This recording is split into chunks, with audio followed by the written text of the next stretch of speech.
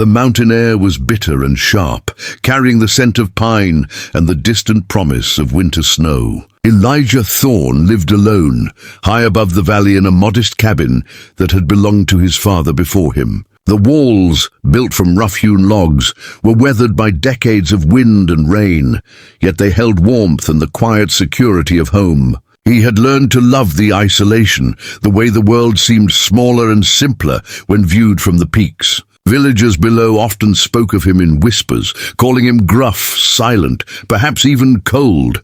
But those who dared approach often discovered a man whose kindness was measured in action, not words. He never married, never allowed anyone to cross the threshold of his heart, not out of pride, but because he feared the fragility of life and the pain of losing those he cared for. He had seen enough loss in the mountains to know that attachment came at a steep price. Elijah's routine was predictable, yet purposeful. Each morning before dawn, he would tend to his small garden, checking the roots of the hardy vegetables he had coaxed from the rocky soil. He would then feed the few animals he kept, chickens for eggs, a goat for milk, and set out into the forest for firewood or hunting. His days were long and solitary, but he felt no loneliness.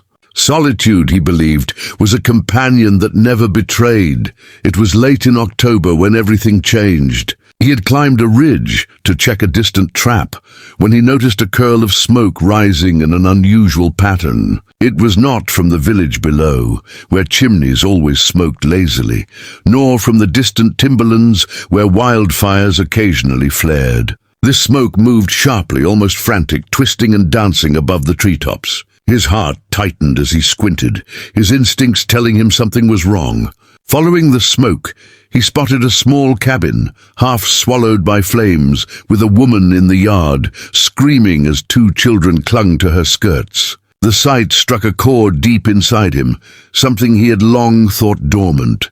Without hesitation he ran, the autumn leaves crunching beneath his boots, brush scratching at his arms, the uneven ground threatening to throw him off balance. He did not pause to think, only to act. By the time he reached the burning cabin, the scene was chaotic. The widow, Mary Fletcher, was carrying her youngest, a little girl with bright eyes clouded by fear, while the older boy hesitated, frozen by shock. Elijah grabbed the boy's small frame and lifted him into his arms. The child's weight was light, yet heavy with the terror he carried, and Elijah felt it press against him like a reminder of the responsibility he had never anticipated. The fire hissed behind them, licking at the roof and sending sparks into the cold air, yet Elijah moved steadily, guiding them to a small clearing he knew from memory. He set them down gently, checking them quickly. Their clothes were singed at the edges, eyes wide with disbelief, but they were alive. And that was all that mattered. Mary's lips trembled, and she pressed her children close, tears cutting clean lines through the dirt and soot on their faces. She looked at Elijah as if searching for some explanation, some miracle that had delivered them from the blaze.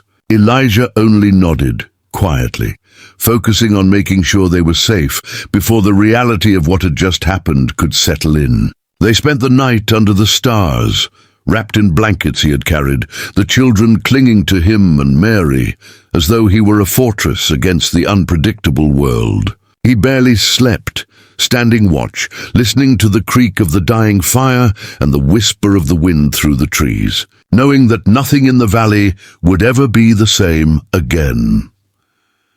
The following days were a blur of practical action and quiet observation. He led Mary and her children back to his cabin, a simple structure but one that could provide shelter. Along the way, he pointed out safe paths, hidden streams, and secure areas to gather wood. Mary, exhausted and hesitant, followed, her trust growing in small increments. She had lost everything, their home, their belongings, the comfort of familiarity, and yet here was this solitary mountain man offering her more than shelter.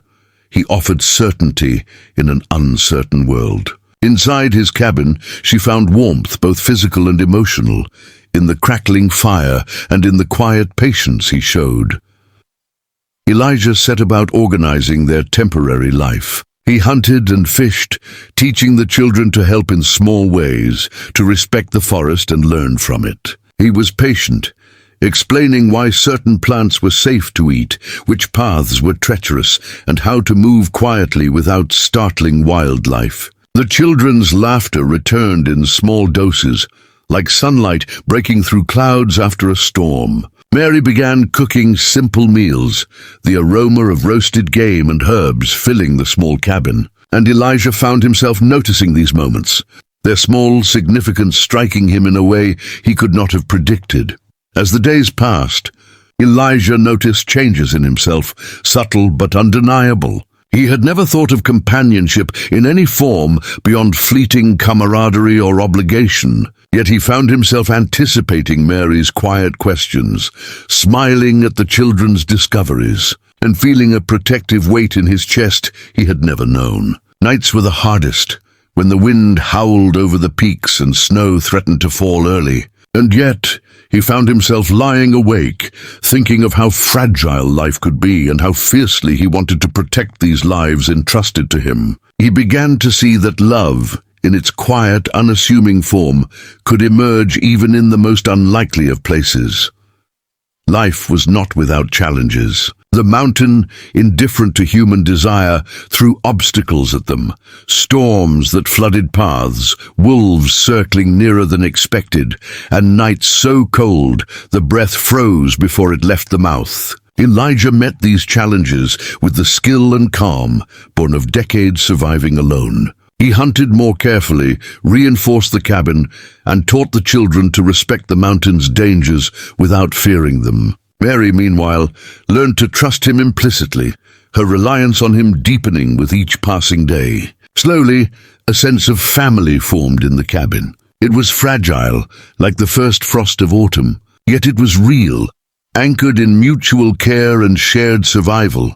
Elijah had never thought he could feel this way, yet as he watched Mary and the children adapt, laugh and grow, a new understanding settled in him. Family was not only born of blood, but of choice, protection, and the courage to open oneself to connection. The mountain, which had once seemed a fortress against the world, was no longer a place of isolation. It had become a home, not just of wood and stone, but of hearts intertwined by circumstance, care, and quiet, growing love. In the quiet moments, when Mary smiled across the fire, or the children clung to him after a day in the woods, he realized that his life, once defined by solitude, was now richer, fuller, and infinitely more complicated, but in the best possible way. By the time the first snow fell, thick and relentless, Elijah's cabin had become more than a shelter. It was a sanctuary. Mary and the children had grown accustomed to the rhythm of life in the mountains, a rhythm dictated by the seasons, the forest, and Elijah's careful guidance. The little ones laughed more often now, their fear replaced by curiosity and wonder, chasing each other through snow-dusted trees or marveling at tracks left by passing animals. Mary found a strength she had never known, learning to trust not just Elijah's skills, but the courage within herself. She had once been fragile, shaken by life's cruel turns, but under Elijah's quiet care, she was rediscovering resilience. Elijah himself noticed subtle changes in his heart.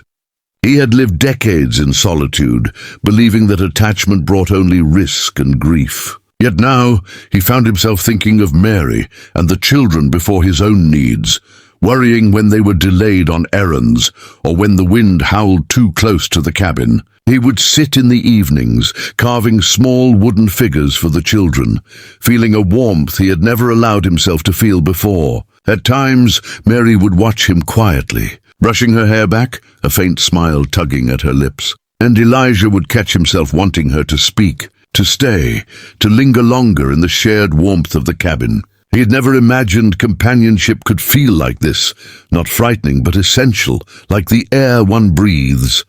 The mountain, however, remained indifferent, and danger was never far. One morning, as pale sunlight barely touched the frost-covered trees, a band of desperate travelers appeared, trudging toward the cabin. Their faces were rough, eyes hollow with hunger and hardship, and their intentions uncertain.